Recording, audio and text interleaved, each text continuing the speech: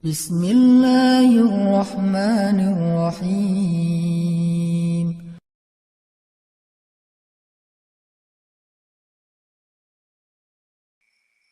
Kalau kita merasa kecewa dengan makhluk, kecewa dengan manusia, kecewa sama teman, kecewa sama pasangan, kekecewaan yang masih wajar, maka yakinlah Allah gak akan pernah ngecewain kita. Kadang kita bahkan bisa kecewa kepada orang tua kita sendiri. Kadang seorang ayah, ibu kecewa kepada anaknya. Kadang saudara kecewa kepada saudara adik kakaknya. Itu hal yang wajar, itu manusiawi. Tapi Allah gak pernah ngecewain hambanya. Ma wadda'aka rabbuka wa ma qala. Pernah dibenci sama orang tanpa alasan? Pasti pernah. Pernah membenci orang lain tanpa alasan? Mungkin pernah. Tapi Allah gak. Allah gak pernah ninggalin kamu, wahai hambaku, kata Allah. Aku gak pernah ninggalin kamu. Apa buktinya? Kalau kita mau lihat-lihat nih masa lalu kita, teman-teman, ketika kita bikin dosa aja Allah gak ninggalin kita, coba. Apalagi ketika kita taat. Ketika kita bikin dosa, kita gak sholat, kita banyak maksiat, kita sombong, kita ingkar, kita gak ngerti agama, kita menjauh dari kebaikan, Allah gak ninggalin kita, masih ditolong. Apa buktinya? Buktinya sekarang kita bisa hijrah. Siapa yang bikin kita hijrah kalau bukan Allah? Buktinya kita akhirnya sadar untuk taubat. Siapa yang menyadarkan kita kalau bukan Allah? Kok telat banget sih Ustaz disadarin? Enggak, dari sejak kita bikin dosa tuh Allah udah menyadarkan kita. Kita aja yang keras kepala, menolak peringatan dari Allah, menolak nasihat dari Allah, sering datang kepada kita.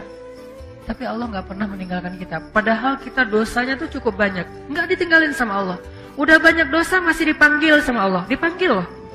Qul ya ibadiyalladzina asrafu ala anfusihim. Ya ibadi, wahai hamba-hambaku. Manggilnya lembut lah gitu. Kalau ayah manggil anaknya dengan bahasa lembut, ya bunayya.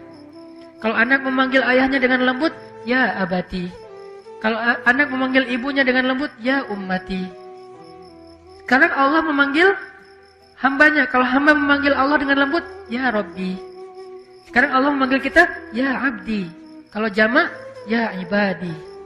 Padahal kita banyak dosa, tapi Allah masih bilang, ya ibadi. Bukan bilang, ya ayuhan nas. Enggak. Padahal banyak dosa kan? Allah cuma bilang, manusia, makhluk, kamu. Bisa aja gitu kan ya? Allah enggak bilang, ya ibadi. Alladzina asrafu ala anfusihim. Yang melampaui batas dan merugikan dirinya sendiri. Maksudnya apa? Yang banyak dosa. Kenapa Allah gak terus terang aja bilang, wahai hambaku yang banyak dosa? Allah menjaga perasaan kita. Udah banyak dosa, masih dijaga perasaannya, coba. Dalam teks Allah kepada kita. Ketika ibaratnya kalau ini adalah sebuah japrian, jadi ada orang yang, kita pernah salah sama orang. Sehari, 2 hari, sebulan, setahun, bertahun-tahun, kita banyak salah sama dia.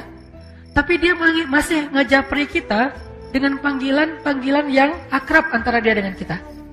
Dan dia nggak nyebut dosa-dosa kita sama sekali. Dia nggak bilang, kamu kan emang banyak dosa kan sama aku selama ini. Kamu kan pernah gini, ini. Enggak, dia nggak ngomong kayak gitu. Friend, bro, bahasa-bahasa yang akrab antara kita dengan dia.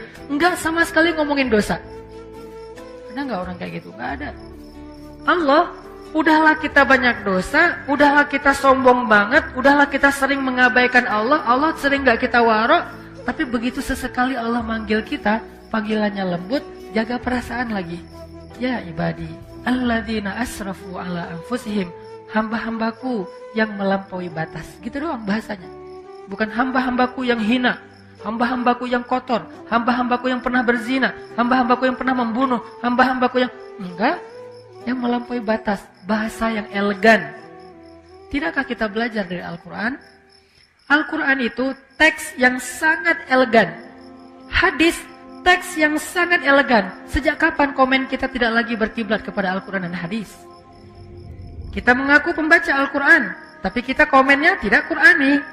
Kita mengaku mempelajari hadis, tapi komen kita tidak nyunnah. Arti nyunnah gak elegan seperti Nabi. Pernahkah Nabi menggunakan istilah-istilah yang tidak baik untuk orang lain? Sampai Nabi mengatakan apa? Kalau ada budak perempuan kalian berbuat zina, maka cambuklah dia, tapi jangan cela dia. Cambuk itu bagian dari hak agama. Nggak boleh diabaikan, itu hak agama. Bagian dari keadilan hukum. Cambuklah dia, tapi jangan cela dia. Lalu kalau dia berzina lagi 2 kali, maka cambuklah dia, tapi jangan cela dia. Kalau dia berzina lagi sampai 3 kali, maka juallah dia walau dengan harga seutas tali, murah. Tapi jangan cela dia. Coba. Tetap nggak boleh mencela. Terus apakah kita merasa lebih layak daripada Rasulullah untuk mencela orang lain? Hanya gara-gara berbeda partai? Hanya gara-gara berbeda pandangan politik? Hanya gara-gara beda mazhab dalam fikih? Hanya gara-gara beda geng? Di mana Al-Quran dan Sunnah? Di mana Al-Quran dengan teks elegannya? Di mana Sunnah dengan teks elegannya? Kita mengaku Al-Quran dan Sunnah. Bahkan kita mengaku sebagai ahlinya. Ahlinya apa? Ahlus Sunnah. Yang paling berpegang dengan sunnah. Di mana elegannya? Bukankah Nabi itu terkenal dengan tabligh? Apa arti tabligh? Kemampuan berkomunikasi yang paling baik. Sehingga ketika Nabi bicara, semua orang ngerasa nyaman dengan ucapan Nabi. Soal diterima atau ditolak, itu masalah egonya. Tapi nyaman, pasti. Nyaman dengan mendengar ucapan Nabi. Sehingga Allah mengajarkan kita, bahkan kepada orang yang udah ngecewain Allah, Allah masih bilang, ya ibadi. Sampai ketika Nabi Musa mau ketemu Jibril, Allah tahu banget Musa. Karena Musa orangnya, karena beliau adalah orang yang gagah, karena beliau adalah orang yang terbiasa bicara belak-belakan, beda dengan Harun. Musa dan Harun ini 2 karakter yang berbeda. Harun diplomatis. Kalau Musa, dia apa adanya, karakternya. Karena Allah tahu kayak gitu, akhirnya Allah bilang, وَقُولَا لَهُ قَوْلًا لَيِّنًا. Nanti kalau ketemu Firaun, jangan lupa ya, ngomongnya pelan-pelan aja. Ya Allah. Layyin, yang lembut, yang santun, jangan marah-marah. Ketemu siapa? Firaun. Apakah kita lebih rendah dari Firaun? Sehingga kita layak untuk dimarahi atau kita memarahi orang lain? Apakah teman kita hanya beda masalah sepele, dia lebih jelek dari Firaun? Enggak. Kalau ke Firaun aja dibilang qula lahu qaulan layyinan, lalu siapa yang kita ajak bicara? Sejak kapan istri kita boleh kita sebut dengan ucapan yang buruk? Sejak kapan suami kita boleh kita sebut dengan ucapan yang buruk? Sejak kapan ulama kita boleh kita panggil dengan ucapan yang buruk? Bahkan menyebut kata si saja tidak pantas untuk ulama atau orang yang berdakwah. Apakah dia lebih rendah daripada Firaun? Hanya gara-gara beda mazhab dan persepsi tentang masalah agama? Tidak. Jadi Allah kepada orang yang marah, kepada orang yang mengecewakan Allah aja, Allah bilang ibadi alladzina asrafu ala anfusihim. Terus gimana itu dengan Abu Lahab? Hanya Allah yang tahu siapa yang layak digituin. Nabi aja nggak tahu. Nabi ketika turun ayat baru dibacain. Nggak Nabi duluan kan yang memanggil, dia Abu Jahal. Enggak, Allah yang nyuruh. Dia Abu Lahab, Allah yang nyuruh, tabban. Tapi kalau yang lain, Nabi enggak. Bahkan orang munafik aja dirahasiain namanya sama Nabi, coba. Yang tahu nama-nama orang munafik siapa? Huzaifah ibn Yaman. Sahibus sirri Rasulillah. Dialah yang menjaga rahasia Nabi, Huzaifah ibn Yaman. Nabi nggak ngasih tahu nama-nama orang munafik terus diposting, dirilis di media sosial biar semua orang tahu nih munafik ya, ini munafik, ini munafik. Enggak, kenapa? Karena Nabi tidak mau mencela orang lain. Cukup Huzaifah aja yang tahu. Kenapa? Biar nanti kalau ada apa-apa Huzaifah bisa mengambil sikap. Sampai Umar aja nanya ke Huzaifah, ya Huzaifah, kan Nabi ngasih tahu kepada kamu siapa daftar orang munafik. Kira-kira boleh nggak saya tanya satu hal? Apa Umar? Saya termasuk nggak di antara mereka? Umar aja khawatir. Saya termasuk nggak saya di antara orang munafik? Huzaifah tersenyum. Karena Huzaifah respect banget sama Umar dan pastinya Umar bukan orang munafik. Huzaifah nanya, karena itu bukan rahasia kan? Enggak, wahai Umar, kamu nggak termasuk munafik lah. Alhamdulillah ya Allah. Gitu, dan itu bukan basa-basi teman-teman, bukan pencitraan. Kalau kita berada di posisi Umar nggak akan nanya kan, kepedean banget kan, kita kegeeran, masa sih gua munafik? Kayaknya nggak banget deh, gitu kan ya. Umar, sekelas Umar bin Khattab, orang nomor 2 di sisi Rasulullah setelah Abu Bakar, itu masih ragu, saya munafik nggak ya? Oh Huzaifah, saya termasuk nggak? Kata Huzaifah, enggak wahai Umar, kamu nggak termasuk lah. Kata Umar, kalau gitu di antara pejabat saya ada nggak? Nah, kata Huzaifah, ada sih. Yang mana? Rahasia.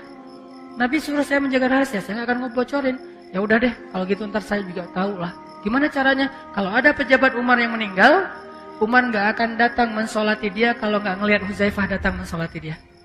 Kalau Huzaifah nggak mensolati, oh berarti dia tuh emang munafik. Jadi caranya nunggu Huzaifah ibn Yaman. Sampai Huzaifah wafat baru nggak bisa lagi kedeteksi mana orang munafik. Sehingga di zaman sekarang tiba-tiba kita mengklaim orang lain munafik. Tapi kalau kita mengatakan itu sifat nifak, ya munafik sama nifak beda teman-teman. Munafik itu orangnya, nifak itu sifatnya. Jadi tanda-tanda kemunafikan. Tapi orangnya belum tentu disebut munafik. Tanda-tanda artinya jangan sampai kita mirip dengan tanda-tanda itu. Gitu. Makanya Allah bilang, ya ibadi, alladzina asrafu ala anfusihim, la taqnatu min rahmatillah. Jangan berputus asa dari rahmat aku, kata Allah. Kepada siapa? Pendosa. Yang ngerasa, aduh kayaknya dosa saya udah kebanyakan nih, gak akan diampuni. Kata Allah, kenapa kamu berpikir kayak gitu sama aku? Kamu hambaku. Walaupun kamu banyak dosa, aku tidak akan pernah mempersulit kamu untuk dapat ampunan. Jangan putus asa, minta ampun lagi. Ya Allah, dosa saya tuh sebanyak langit dan bumi. La ubali, kata Allah. Aku gak peduli berapa banyak dosa kamu. Coba sebaik apa Allah. Ya Allah, dulu kan saya sering nge-reject engkau. Engkau panggil saya sehari 5 kali, saya reject. Kalau dipanggil sama atasan, saya datang. Dipanggil sama pacar, bukan datang lagi, lari.